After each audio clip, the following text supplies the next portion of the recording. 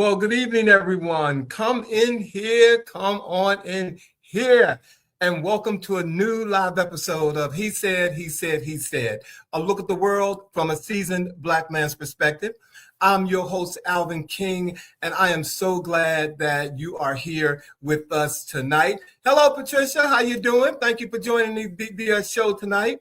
And because it's so cold in this country, I know that you all are in the house and you are going to chill out and thaw out with us. So let's get on with what's going on right now. Let's start with this snow and ice deep freeze on the East Coast, because Washington, D.C. has basically been frozen for the past 6 days. Streets are still iced over, schools only just reopened, and people are literally slipping and sliding just trying to get to work or walk their dogs. But what's so mind-boggling to me is that this storm wasn't a surprise. We all got the same weather report. We knew snow and ice was coming. So I'm sitting back thinking, did the city not get the memo the rest of us got? And in many neighborhoods, streets were never properly plowed or salted. Some city workers reportedly filed reports saying streets were cleared when they clearly were not. I know because it happened to me. And as a result, as I said, people have been getting hurt, falling, and just dealing with unsafe conditions, just trying to move around in their communities. This isn't, only about being inconvenienced. It's dangerous. And it raises real questions about where the funding for snow removal is going and why it doesn't seem to be showing up on the ground where it actually matters. From DC and all the surrounding areas, city leaders owe residents some clear answers, because when people are risking injury just stepping outside their homes, something in the system is not working and it needs to be fixed. Enough said. And Mayor Bowser, I don't know where the delusion is, but DC is not at the top of the list for doing things right. All right, let me move on. Before we get into anything else tonight, I want to start with something very serious. I want to send my deepest condolences to the family of Alex Preddy, who was killed in a shooting involving ICE agents in Minneapolis. No matter how you look at it, this is a tragic loss of life. A family is grieving, and nothing about this story should be treated casually. But what's bothering me is not as much about the killing itself. It's what happened afterwards. The video of the incident, we've all seen it, we're still looking at it, and yet almost immediately the narrative started changing with different explanations and justifications and less clarity. Then something else happened that really stood out to me. Instead of focusing on the actual shooting, the moment that cost someone their life, this administration started highlighting other footage, unrelated clips, past interactions, and moments that had nothing to do with the actual killing. And suddenly the conversation wasn't about, what happened in Minneapolis. It was about who Alex Preddy was as a person. Trump went as far as to publicly condemn him, calling him unhinged, even laughing at him, and calling him a terrorist threat to America based on footage that doesn't even show the killing. Our man is dead, guys. The video of the incident is out there, and the focus becomes about discrediting the victim instead of fully confronting what actually happened. That's called narrative management. And this is where this starts to connect to what happened last night. Because when you see how this administration handled Alex Preddy, his case, it becomes easier to understand the arrest of Don Lemon and several other journalists. Last night, Don Lemon, who is 59 years old, along with Traherne Jean Cruz, Georgia Fort, and Jamal Lindell Lundy, were arrested by federal authorities for covering a protest at a church in St. Paul, Minneapolis. That's right, journalists covering a protest arrested. At the same time, the government is shaping the narrative around a deadly shooting. The people whose job it is to document and question power are being detained. And not for committing violence and not for interfering, but for being present and doing their job. So when you put these two stories together, a pattern starts to form. In one case, the focus shifts away from a killing and toward attacking the victim's character. In the other, the focus shifts toward arresting journalists instead of answering serious questions. And what that creates, or has been creating, is a climate where the truth becomes harder to see. Not because there isn't evidence, but because the spotlight keeps, getting moved around. That is what is concerning to me. I'm not like angry, and this isn't about politics for me, just a real concern that right now the people controlling the narrative are facing far less scrutiny than the people trying to report on it. And that's a situation no democracy should ever get comfortable with. And while we're speaking of violence in our country, particularly toward public figures, we just watched another disturbing incident involving Congressman Ilhan Omar, who was sprayed and attacked during a town hall meeting. A town hall meeting, a space that was supposed to be about dialogue and questions about disagreement without violence, but instead, someone decided, I'm not here to debate, I'm here to assault. And what's even more unsettling is what came next. Here he goes again. Trump publicly suggested that she somehow created the situation herself, that she basically sprayed herself, you guys. This is the same man who still wants the world to believe he survived an assassination attempt and is now accusing a sitting congressman of staging her own attack.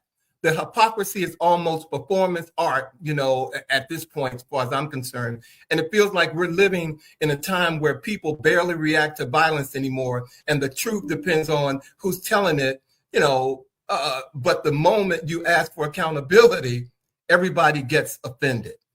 And next, I have to talk about this, you guys. So hold your stomach. Somebody who knows Trump very well. Let's talk about Melania's new movie. Yes, that's a real sentence. According to the tabloids and industry reports, that's this controversial new documentary about the First Lady is backed by a reported $40 million acquisition from Amazon. $40 million. That was even, there was even a star-studded private screening at the White House this week. But here's the part that made me sit up in my chair and just like scream. According to Rolling Stone, almost 2/3 of the New York production crew, have asked that their names be removed from the credits. They worked on the movie and then said, yeah, actually, don't put my name on that. And that's not a bad review. That's a professional witness protection program, if you ask me. When the people behind the camera don't want to be associated with what's in front of it, that tells you everything you need to know. Oh, and if any of you were traveling to South Africa to see the release, don't go because South Africa has canceled the documentary too. All right. And before I wrap up tonight, ladies and gentlemen, because we have a great show, I cannot tell you how good this show is going to be. I want to talk about someone who never really leaves the news cycle, Kanye West. This week, Kanye released a new full-page apology in the Wall Street Journal titled, "To Those I've Hurt." He apologized to both the Jewish community and the Black community for his past anti-Semitic remarks and behavior. He said he's not a Nazi. He said he loves Jewish people. He expressed regret for using Nazi imagery and for things he said publicly. He also attributed his behavior to an undiagnosed bipolar disorder, which he linked back to a car accident in 2002. And all of this, you guys, is happening right before the release of his new album, Bully. Now, listen, I love a good apology, because it shows me that there's some growth going on and there's some accountability going on. But what really matters is the context of all of that. And you all know this is not the first time Kanye has apologized, and this is not the first letter. This is not the first movement of reflection. And historically speaking, these apologies tend to arrive right before a product drops. So The real question becomes, is this an apology about healing or is it about rebranding?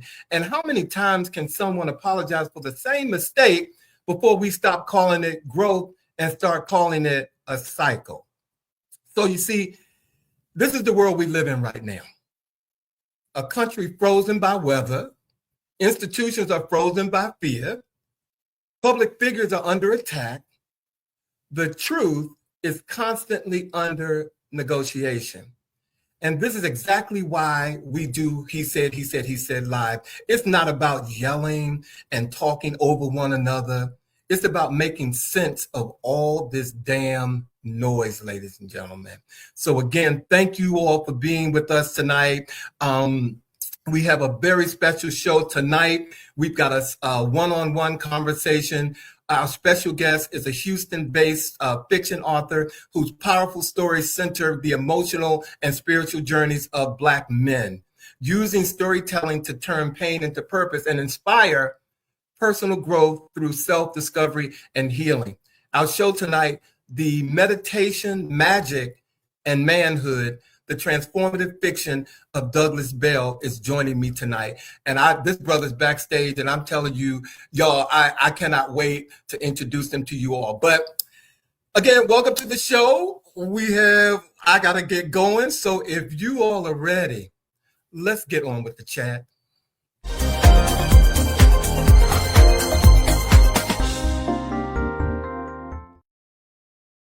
Hello, everybody. Once again, let me say hello to some of y'all who have come up in here. Thank you all. I know you all saw that advertisement and said, what is Alvin doing? Where are the guys? Yes, I'm going solo tonight. So I want to say hello to Patricia. Kendall, thank you for being here. Happy Friday to you. The Post News Group, thank you. Welcome to the show tonight. Let me see. I'm scrolling down. Dane 2024 from Be More. Thank you. Oh, that's my sister. Hey, Damon, thank you for being here tonight. Monica Pleasant, George Pringle is here. The Big Cheese, you know I love seeing you. Big Cheese, you said what? The lemon heads are traumatized. And you know what? Don Lemon is the Diana Ross of, as far as I'm concerned, of journalism to me. So I was traumatized too. The Big Cheese said I would give him a pass. Kanye is certified crazy. Nope.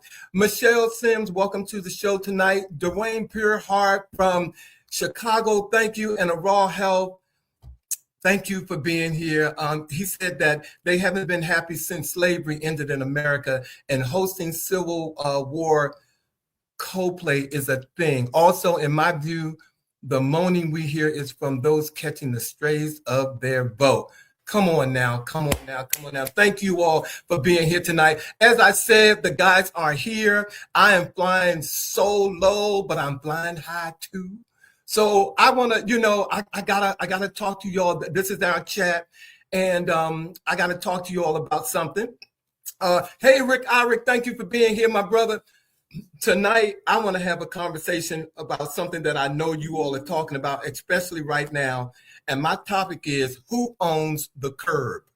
So tonight, again, it's just me and y'all. And I want to talk about something small that somehow turns grown adults into neighborhood vigilantes. I'm talking about the cones, the folding chairs, and the trash cans. That random bucket that suddenly has authority. And if you live in DC, Philly, or New York, you already know. Because in DC, if you got a cone outside your house, that means you work for the government. If you live in DC, in Philly, it means that, touch this and see what happens. And if you live in New York, it means I'll be back in 30 seconds eventually. So you guys, before I get into the conversation and run through this, put a yes or so in the chat if you've seen this on your block or in your neighborhood, people putting cones and stuff outside, And the question becomes, why do they do it? So let's be fair. And I'm saying, why do they do it? And let me add myself to the equation, because this snow outside, I'm putting the damn chair outside. I've never done it, so judge me not. But let's be fair. I get it. Parking is tight sometimes. You work all day, you circle the block, and you just want to make sure that your parking space is right there. But some of you, get a spot and think that you can't really survive losing your spot. And many of you don't save parking spots. You all do form emotional attachments to your parking spaces. So, and that's where it becomes a problem, especially in the summer. All right. So when it goes left, now saving the spot for 5 minutes, that's one thing. But when you turn the cones into, something that you have your name on with chairs and duct tape or a handwritten sign that says "Do not park," that's more about you saying that your furniture should have a lease. And believe me, you don't own the curb. But what is the wildest thing, you guys, that you have seen in a spot holding a parking space? I know you all have seen some strange things. So here's the real issue behind all of that. Thank you all for weighing it. That's right, Kendall. I know, Kendall, I'm laughing at you, but yeah, I know you, and Dwayne, you live in Chicago, so I know you see it. So the way I see it, this isn't really about parking. It's really about stress control. When things, feel tight, people get territorial. Parking just happens to be the easiest place to act on it. And I'm telling you right now, let me also say again, in this weather that we're having right now, when I dig my car out, yes, I'm gonna put some furniture in that space. But in the summertime, that doesn't fly with me. In the springtime, that doesn't fly with me. If you don't have a handicap sticker in your car and I come home at 3:00 in the morning and that cone is in a space, you might as well just knock on my door, because I'm definitely going to move it. And when you think about it, therapy is expensive, but a folding chair is free. So I know that's why people, be doing it. Okay, so let me close this by giving you all a little reality check. In most cities like DC, Philly, and New York, street parking is first come, first serve. Okay? Objects don't reserve spots. Cones are not legal documents, and trash cans are not city-issued permits. And before I go, do you all think the city should issue permits to put cones, or should they crack down on people putting cones in their spaces? Let me know. So I'm going to close this out right now and leave you all again with this. Who owns the curb? The city. The city owns the curb. And, not the cone, not the chair, not the loudest person on the block. The city owns the curb. And for real, if cones actually work, some of y'all would be charging rent on the curb, and that's not right. So you know what, I'm just going to say thank you all for letting me indulge you in that. And I see your comments on there. That's right. Raw Health said crack down on it. Kendall said when you spend hours shoveling out a parking space in Baltimore, it's understood, don't park here. Let me see. Monica said a person. Monica, you might have to give me some more dialogue on that one, my girl. And who is this First Ray Boys channel? I pay dearly to have a spot cleared. My chair has a sign that says "Don't even think about it." I know that's right. How you doing, JJ? Thank you for being here. And Oral Health, you're blessed. You're happy to have a garage, especially for now. I got a car cover, and the snow person came down the street at 4:00 this morning and pushed all the snow back up against my car. So, but you know what? I'm good. I'm here with you all. I got he said running, and I got a special guest that I'm about to introduce to bring him onto the show. But thank you all once again for being here. Again, I'm holding down. I know Bobby has already called me and sent me some love and said, you know what? Wait a minute. He's watching. Wherever he is, he's watching. He's right there, ladies and gentlemen. But if you all are ready, I want to go ahead and introduce you all to our special guest, because this brother is truly dynamic. Tonight's conversation is truly about transformation, about the quiet moments that change us, the courage it takes to live truthfully, and the power of stories that heal what the world tries to break. My one-on-one tonight episode is titled Meditation, Magic, and Manhood, the Transformative Fiction of Douglas Bell. And that title is not just poetic, it's intentional. His novels explore identity, love, forgiveness, and resilience through the lens of mindfulness, community, and self-discovery. From the groundbreaking Cakewalk novel to its moving sequel, Love Cake, and now his newest novel, Threads of Purpose, Douglas writes about what it means to confront fear, embrace authenticity, and find peace in the midst of chaos. Those stories are not just about characters, they're about all of us. Ladies and gentlemen, please join me and welcome me, this dynamic author, Douglas Bell.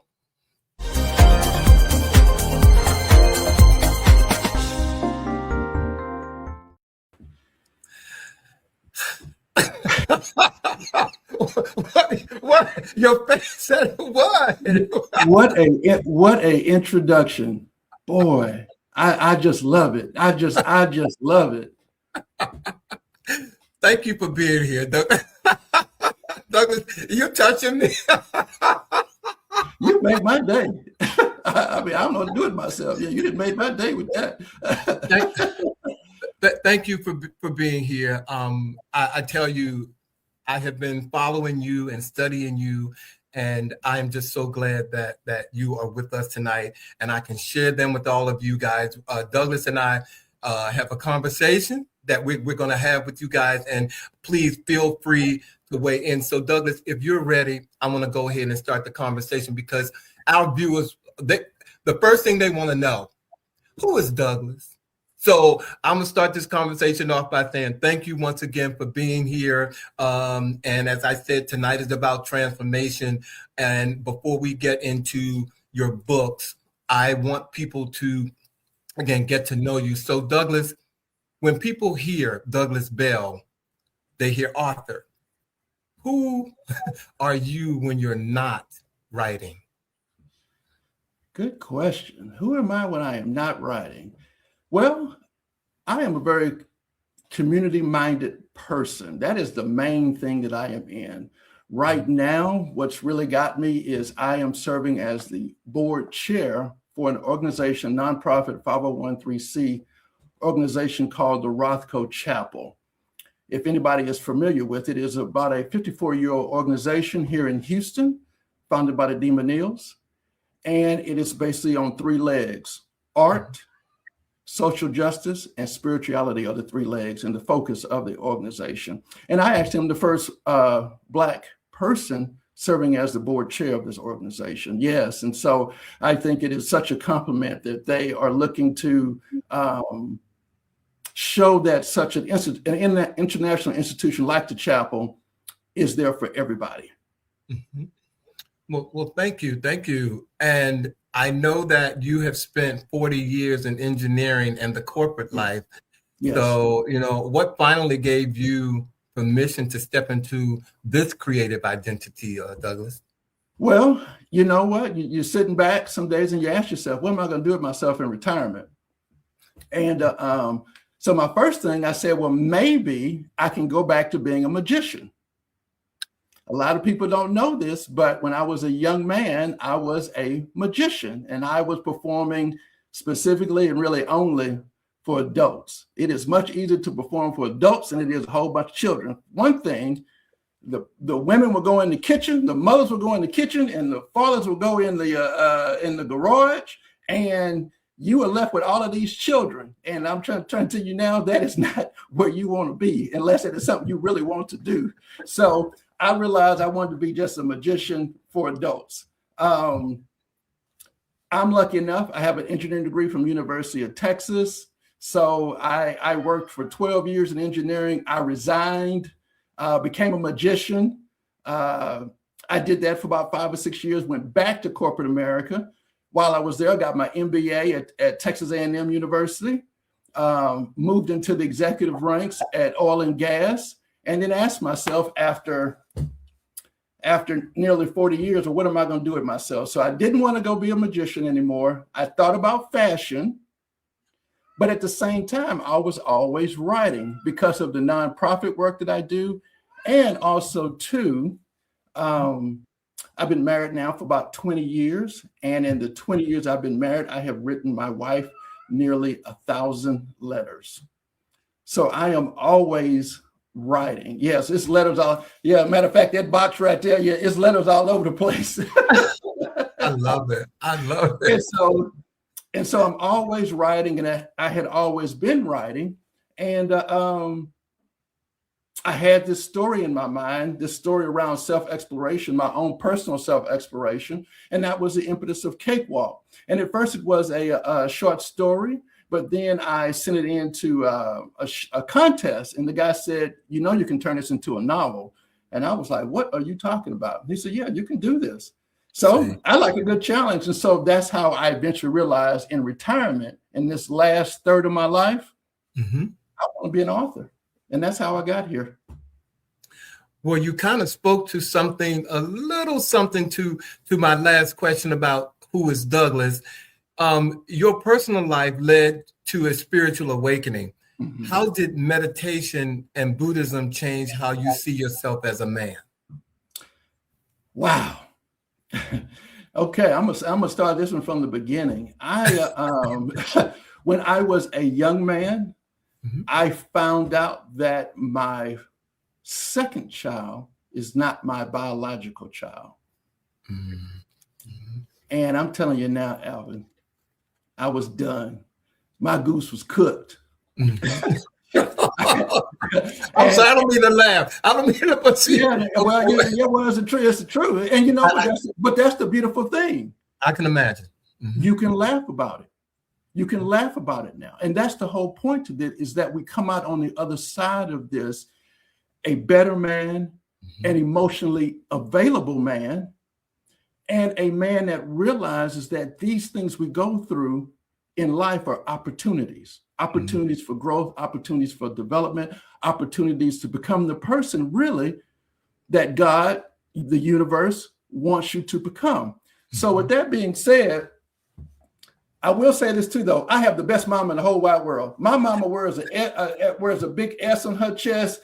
And when all of this came out, my mama flew in and she picked up her little child, with the claw, and she flew off, And but during that time, I was broken financially, mentally, emotionally, spiritually. I was done, and I did not know what to do. And I was at Barnes and Noble's, and I came across a book about happiness by the Dalai Lama. And I was just kind of like, happiness? I hadn't seen happiness in so long. I wouldn't know what it looked like. At that point, I wouldn't know what it looked like if they sat next to me. I mean, I didn't have a clue about happiness. And I started reading this, and it was things about it that really hooked me in a sense that I realized that I had to start becoming my own therapist. If I was going to be a functional adult, I had to become my own therapist. And where the Dalai Lama went was not only through these Buddhist principles, but he also talked about meditation. And so through meditation, I started finding the courage to ask, how did I get here?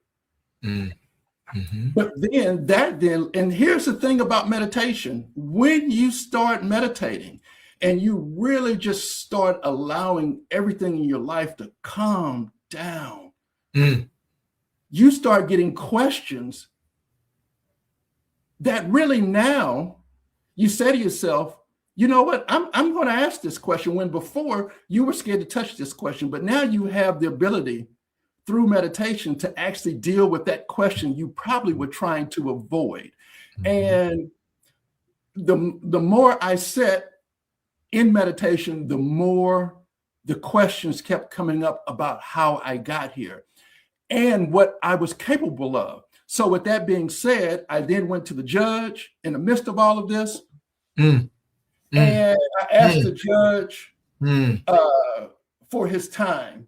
And what came out of that was, I said, the child had nothing to do with this. I really had nothing to do with this either, in a sense that, yes, there were things that I did do in my marriage that brought this about, when there should have been a level of honesty with her regarding how I was feeling about her and how she was feeling about me. That's how this all led to it. You know what I'm saying? Mm-hmm. And I said that I wanted to help raise this child. I said that I was the only source of discipline of this child at the time. I told him that I was the only father that this child knew at the time, even though they did go find the biological father.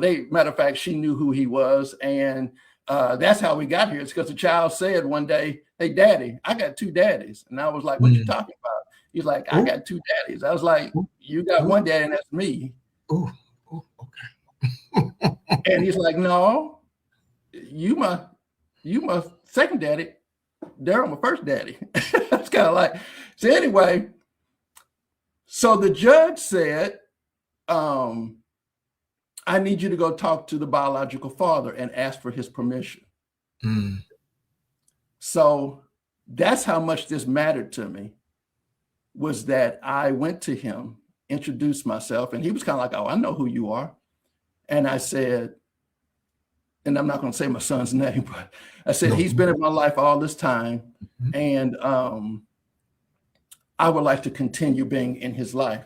And the guy, he had a level of arrogance and hubris. I mean, he was in charge. I mean, because they were severing my parental rights. For one thing, you can't, what they call, from my understanding, you can't bastardize a child. So meaning you can't sever your parental rights without going and finding the biological father. That's what I was told.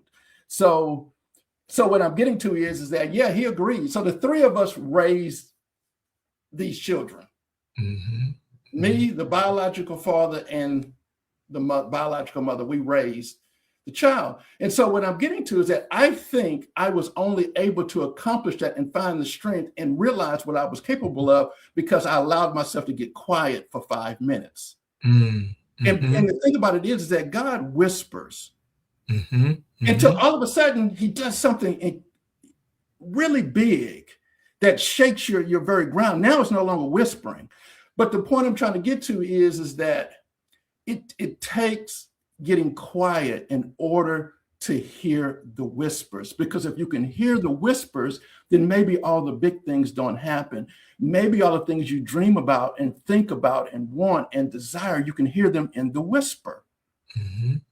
So you all, look, I don't know, viewers, I see Alma weighing in, but if I had a plate, I'd be passing it right now because he's just teaching you all. He's speaking to you all from his heart and his personal experience. and there is definitely some takeaway. And I'm sorry, I didn't mean to cut you off, Douglas, but I feel you speaking.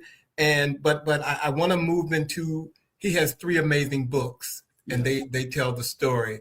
And I want to make sure that we get as much of you on this show tonight that we can. So, your own transformation shows up so clearly in all of your characters. And we're going to first talk about your book, Cakewalk. And it really begins with this first novel. So, Douglas, this book speaks to Black masculinity in a very nuanced way. What conversations do you hope this novel sparks, especially amongst Black men? Before I answer that question, I want to say that my brand really is centering Black male voices.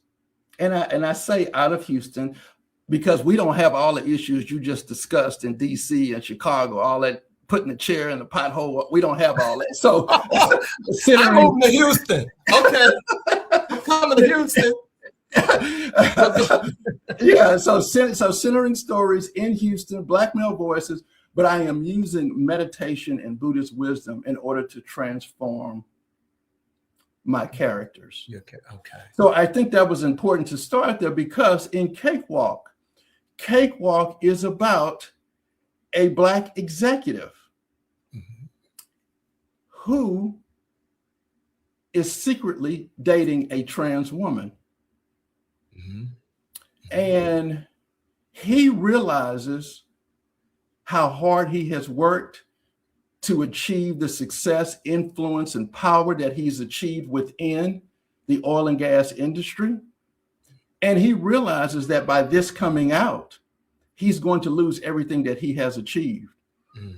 And the point of this novel is really to show that there are so many trans amorous men in this situation who feel they are alone, and there's really community for these men.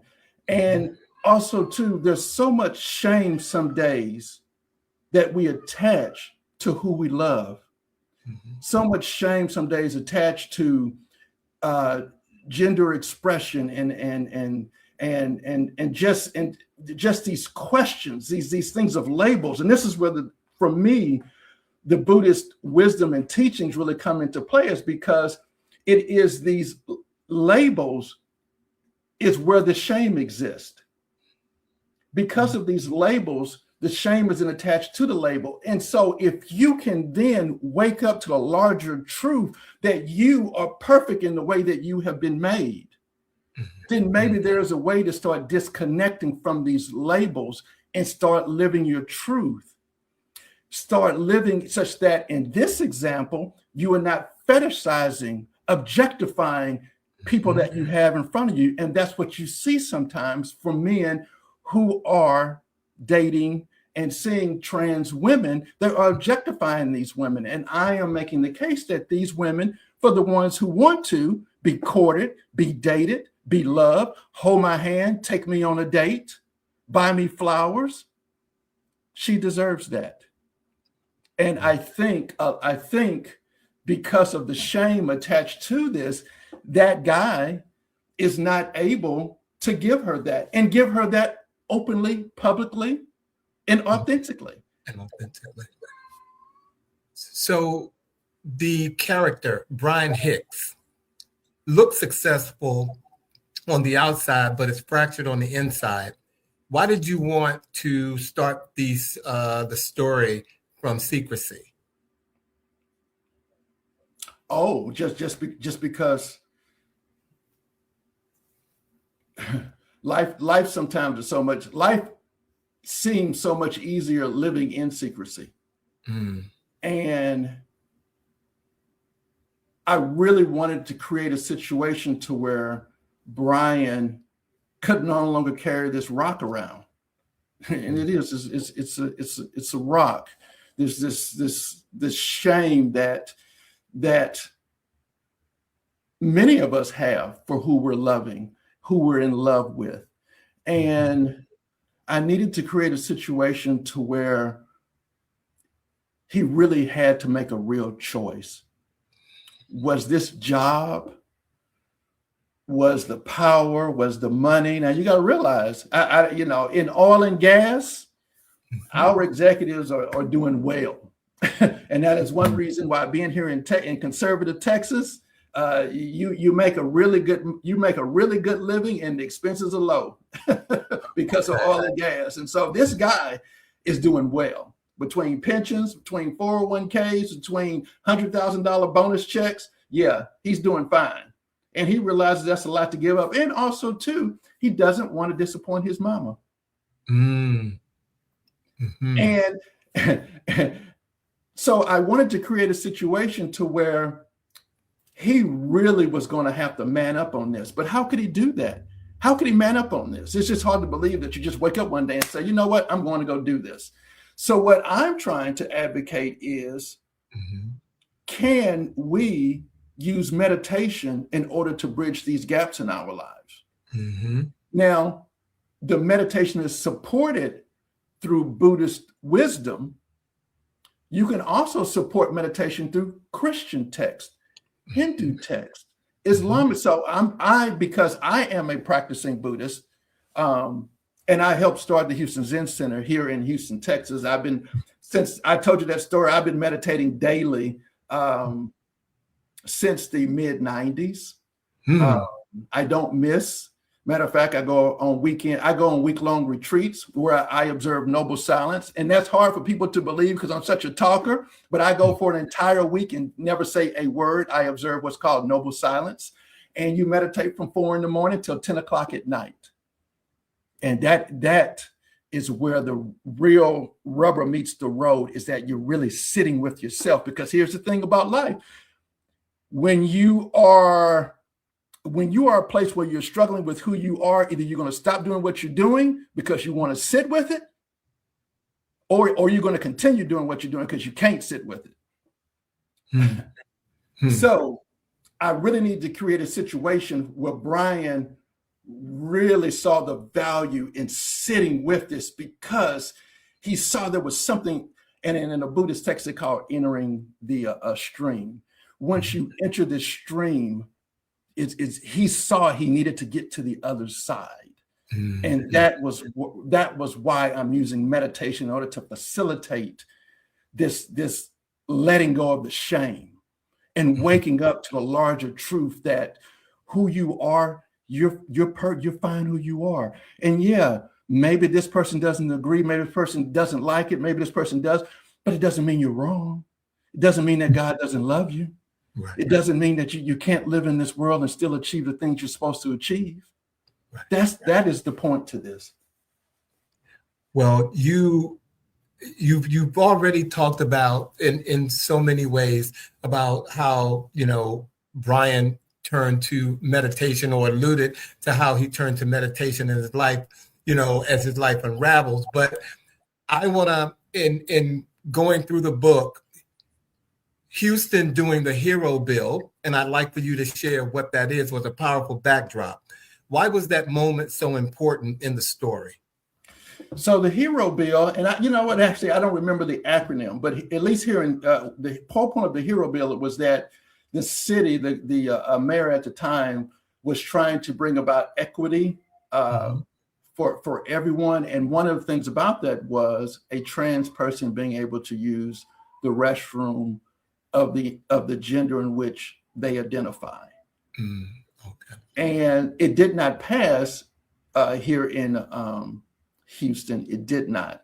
But what that then gets to is that he's in this relationship with her, and she's coming home with real world stuff. And that is the whole point to my novels, is to bring about real world situations. So she's coming home and she hadn't used the restroom because she can't. She can't. And so she's rushing in the door, and he's like, "Oh, hey, how you doing?" And she's making it to the restroom because she's been holding this, because she has nowhere to go and be safe. And so he's like waking up to kind of like, oh, wow, okay. A lot of things that he himself has never considered, and the whole point in the story is that you've got him as a Black male and all of the marginalization that comes with being a Black male in our society.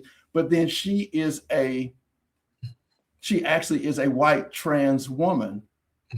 And what I'm trying to do here is to show that she is more marginalized than he is. But when she passes, does it flip? That's the question. When she passes as a cis woman, does it flip? So there are events in the story where she has passed in front of the police. I'm not going to give things away. Right. The dynamic has completely changed. I want our viewers, first of all, I'm gonna ask our producer to put up where you can get the book, get the series. You can't buy one. You got to buy all of them, okay? You got to buy, it's DouglasBellBooks.com. Definitely go to the website and you'll see there. Douglas, if you don't mind, I want to transition into Love Cake. Yes. Because this is a sequel, if you will, or continuation of Cake Love. Yes. And once Brian finds the courage to live openly, the world around him becomes even more complicated. So Douglas, this book takes place during COVID, political unrest, and Black Lives Matter. Why did you choose to test Brian and Nadia during these moments, or this moment? Well, for one thing, that's when they were written. They were written during that time. So, that's sitting there looking at you right in the face each day. But once again, wanting to create a very, not extreme, but very real world situation for people, for the reader, and to offer a method or a way in which to deal with these very real situations. COVID-19, Black Lives Matter, Trump's politics, all that is real world. And Brian bringing meditation to Nadia. Oh, and so let me say this. So yes, for what it's worth, they are together, but they're running a bakery in Houston. They're running a bakery in Houston. It's the first queer bakery, the only queer bakery in Houston. And it has now been targeted by a politician. And so you ask yourself, how does one get through all of that? Well, what I'm advocating is that to take that time in your day, take 10 minutes, 20 minutes, 30 minutes, meditate, get quiet. You're going to find the strength you need in order to deal with the things that are in front of you. And that's what happens to them. Now, in the midst of this story, you've got, and that's my cat in the background that you hear back there. So don't worry about that. You don't even want to hear the conversation about cats. We just had a show about black men and cats. We just had a whole discussion. Oh, really? We gonna keep it moving. Okay, yeah. I'm not a cat person. I'm really not. But I love my cats, but I'm really not. But anyway, I just thought y'all were hearing that. So okay. So they are owning the bakery, doing all of this. Brian has a child that is in college and money is getting tight. And so Brian does something. Okay, y'all. He turns the bakery into a strip club. Well, anyway, hold that thought, because see, you got Alma in church. Alma Gill is in church saying amen, and wow, Alma's passing the plate. Kendall said his curiosity is piqued and he can't wait to read the series. Okay, that's what you're here for. And Charles, was it Angels? Charles said, how did the debate and rejection of the hero ordinance shape Brian's journey toward acceptance and authenticity? Did it influence how you approach his self-reflection and growth? You can finish your question about the strip club and how the establishment was turned into a strip club, and then you can answer Charles's question if you like. Mm-hmm.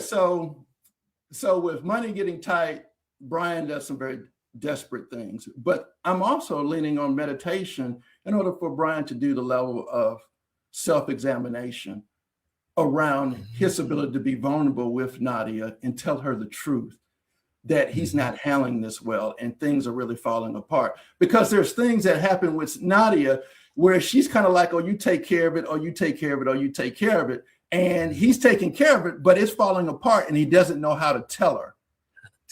And we all are suffering that. So forget the whole cis trans thing. All of us some days are suffering on how to tell our partners a truth, the truth. Right. And still let our partners know that we love them. Mm-hmm. So from there, it gets crazy. And that's why Love Cake is really, at the end of the day, comes down to a story about forgiveness. Very much so about forgiveness, not only for him, but also for his mother. So that's a whole other subplot, is the mother and how the mother falls into the story, which is once again gets to another thing of forgiveness. Hey, Rick Eyrick, yes. Yes, a lot of that is Rick. In a lot of my own self-exploration, as a younger man back in the 80s, I was dating, before we started using this word of trans, but I was dating trans women. And so some of the things in the story come from my experiences of being out in the world, and I bring them to the novel. I am going to ask this question, and I'm sorry, did you want to Charlie and Rick, thank you all for asking the question. Charlie, did you want to answer Charlie's question? A little bit. Yes. How did the debate? Would you like to answer that? So it did influence it in a sense that Brian really started waking up to see how he needed to show up for his woman. Once he accepted that this is what he wanted, once he accepted that this is who he was, once he accepted that this is where he was supposed to be, it really, really did influence how he was supposed to show up for her and how he was supposed to support her, how he could support her. I think in a lot of ways, this novel asked the question that Brian asked himself: should he be a part of the LGBTQ plus lexicon? Is there something about the LGBT? Is he one of the LGBTQ letters? And should he be? And once that question was being dealt with, then he had a better ability to realize how he could stand with her and support her and be there for her once that question was starting to honestly be addressed. I'm going to ask you one more question about Love Cake, and then we're going to move into Threads of Purpose. Forgiveness is central. It's a central part of this series. Who is forgiveness really for in this story? Wow. I think there's a whole lot of forgiveness. I think the major thing is Brian's forgiveness of himself for not having language around these things. Not being able to talk about them because no one's talking about them. And he had nowhere to go with these conversations. He had no, he, if anything, it was easier just to sit in the shadows. So I think forgiveness there, but then I also think forgiveness of our loved ones, i.e. his mother, the parents, these things may be a little difficult for people to process. But that takes forgiveness. Nadia, her level of forgiveness, that they're on two separate journeys. She's fine with who she is. She's always known who she was. That in the novel, that's never been a question. So the question is, can Nadia forgive him for his journey not being either at the same place at the same time or traveling, at the same pace. So I think, but then also too, for what it's worth, he has a son that comes out as queer in the midst of this, who wants to be a drag queen. So he has to deal with all of this. So it is forgiveness on all kinds. Exactly. There's a lot going on. There's a lot of spinning plates in these stories. Viewers, I told you all, again, my producer is going to put how you can get the series. You have to get it. I don't have it yet. And the reason why I don't have the book yet, because I told Douglas, I need him to sign every copy that I get. So if I have to go to Houston, I'm going to get the book. So Douglas, thank you. I'm going to move into now your newest novel, which is Threads of Purpose. And this shifts the lens a little bit, but the heart of the journey is still the same. So my first question for you is, before we dive into Asher and the deeper themes, tell us what Threads of Purpose is about and what personal moment or experience, if you will, compelled you to write this book. Okay. Well, I'm going to start with that second question first. I read a story about a young lady who committed suicide because she could not find the courage to tell her parents that she did not want to be a doctor any longer. She was in medical school. She was a medical resident, rather. And I didn't know this until this story, but medical residents work 80 to 100 hours a week and only make it, and from my understanding, at least here in Houston, only make about $40,000 a year. So you're broke and tired. Yeah. You just are worn out on all levels.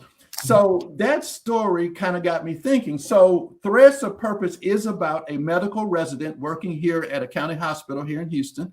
He is broke, but he is stealing and selling drugs from the hospital in order to make his ends meet. Okay. Now, the problem is that as a Black man who comes from a privileged household, he has very privileged ideas about the people he is operating on at the county hospital. And this is also a commentary about our healthcare system as well. But he has these very privileged ideas about the people that he's operating on, such that when he gets arrested, he now is in jail with the same people Ooh, ooh, ooh, ooh, ooh, that ooh. he has had the privileged thoughts about. So while he is in jail, he is then introduced to meditation. Okay. And that is where his journey starts to compassion and empathy. And I want to transition there to a question that one of the callers said about empathy and compassion. Yes, my empathy, and for me, is something that you feel. It's personal. Compassion, in a lot of ways, for me, is how you show it to the world. Compassion is what people see. I do feel, because of not only my experiences, but I do feel because of my ability to sit with myself, there is an ability to wake up that you are me and I am you. That there is no difference. Your pain is my pain. When I cause you pain, I cause myself pain. And I think only because of my ability to learn how to sit with my pain. And I'll say this, when I was a younger man and going through all of the things that I was going through, my abbot, her name is Galen. And an abbot is like your pastor, like in a Buddhist text. And I, for what it's worth, I grew up in a Black Baptist church. So I always laugh and call myself a Zen Baptist, for what it's worth. Okay. But anyway, I would sit on the meditation cushion for hours and I would cry, just cry. And she would say, sit. And she would, I remember she would always touch my shoulder and she would say, just sit, because you have to learn to sit with your pain. Your pain is there for a reason. Your pain is there to learn from, but you've got to sit with it. And yes, the kitchen is going to get hot, but if you don't learn how to sit in that hot kitchen, you are never going to grow. And she would make me just sit. But so I believe in my ability to sit with it. My empathy, I do think, has transformed into a bigger thing of compassion for the person I see in front of me and for their pain. You look at all the stuff going on with the immigrants now. You look at women's rights. You look at LGBTQ plus rights. You look at Black rights. You look at all these things, and you say to yourself, how can I show up? And I think when you take this time out, that's what happens. You start asking yourself, how can I show up? And right now, today, in a lot of ways, aside from the nonprofit work I'm doing, I'm showing up through these novels.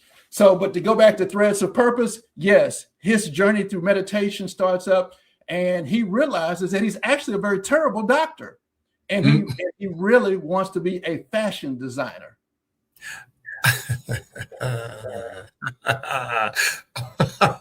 But like life, things about life now get in the way such that he cannot make that change now, or it seems that he can't. But it is meditation and it is Buddhist text that is keeping him through this, taking him through this. So yes, that is Threads of Purpose. And Threads of Purpose is actually a trilogy. I'm currently writing the second book now, which I believe will be called Invisible Threads. So as you all know, ladies and gentlemen, we are nearing the end of our conversation with Douglas. As I told him backstage before we came on, I had a feeling that this conversation was going to be transformative for me. And you did just that. So I first of all, I want to thank you. I do have a couple of questions that I want to ask you before we let you go. And one of them is, Douglas, what are you, after writing all of these novels, what are you still learning about yourself? Gosh, Lee, that I'm not done. I'm not done growing. I'm not done learning about who I am and what I'm capable of. I don't get so scared anymore of life. And I don't know if that's because, you've gotten older now. In a lot of ways, I have achieved a certain level of I don't want to say success, but I was going to say, please say it, because you look so successful, sitting across from me right now. Well, thank you. But I life is nice. Life is comfortable. I have choices. That's huge to say you have choices in life. So from that standpoint, I'm very successful in the sense that I have choices. One of the choices, too, to be honest with you, is that we are moving to Europe next year. You're out. You're leaving. So I've got choices. That makes that is a success in it. So what I'm capable of, when I was a magician, I thought that was a failed experiment. It wasn't. Because what's funny is that that's what got me into Texas A&M University, the executive MBA program. They put me in that program because they said I had an entrepreneurial spirit that they wanted to be behind when I made it. And I was kind of like, oh, you gotta be kidding me. Where other people gave me a hard time for that stupid, crazy decision of becoming a magician. But I said to myself, I didn't want to be an old man and not go for it. And I enjoyed entertaining people. Being a magician was fun. I can tell y'all that now. Now, I may have struggled because, being an artist is hard, but I'm going to tell you now, I had a good time and I learned a lot. It made me a better man, made me a stronger man. Because to that point, I was the privileged kid. I've been went to private school my whole life. I was in all boys school my whole life. I did not sit next to a girl until I got to college. and I got to UT and lost my mind because it was like girls sitting there. Yeah. So it was crazy.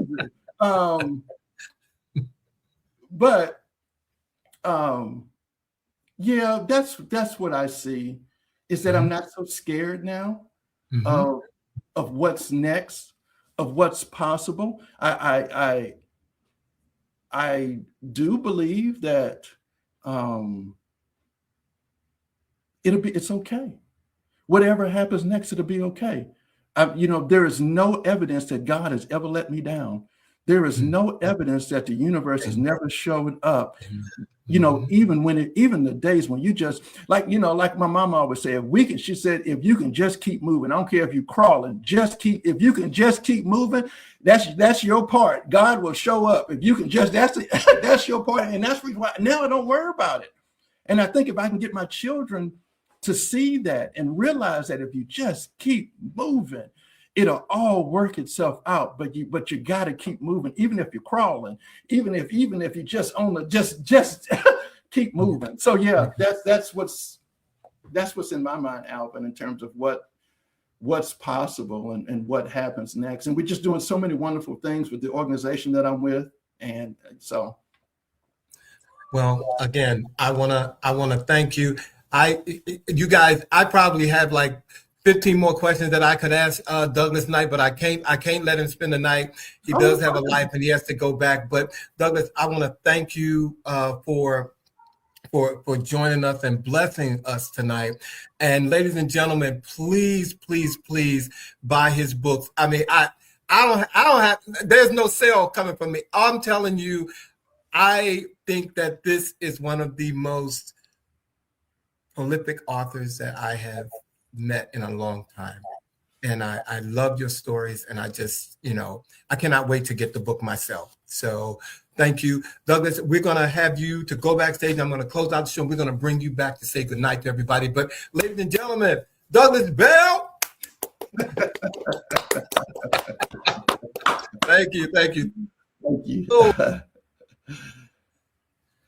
well, ladies and gentlemen, I told you it was going to be a great interview tonight, and I so have thoroughly enjoyed interviewing Douglas. And thank you all for sticking with me while I went through the show tonight. Oh my God, it's not easy doing this show without your co-hosts and folks with you. It's just not easy doing that. But I got through it, and I want to tell you all next week, ladies and gentlemen, we have a phenomenal woman joining us. I've known this woman from the Cakewalk. She has modeled it for every major designer in the world. And next week, she will be here on her 70th birthday for our show From Runway to Revelation, Sharon Magic Jordan Roach with her debut novel, Perspectives from the Secret Place, Grief, Grace, and Divine Calling. She will be here next week. And when I tell you, I don't use this word often, but she's fierce. And I can't wait to talk to Magic and see her again. It's been a long time. And our words of the week, ladies and gentlemen, are spiritual growth is like learning to walk. We stand up, fall, stand, fall, take a step, fall, take a couple of steps, fall, walk a little better, wobble a bit, fall, run, and finally, eventually fly. These are the words of Jerry Larkin, ladies and gentlemen, for our words of the week. And if we can bring our special guest back to the to the camera tonight. Again, thank you, Douglas Bell, for being here. Incredible interview. And ladies and gentlemen, thank you all for being here. Thank you for giving up your Friday to be with little old me. And until next week, I want you all to be safe, and we will see you on the next new live episode of He Said.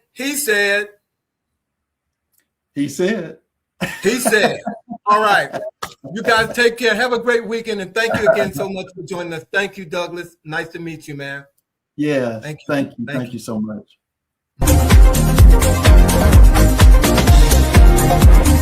you.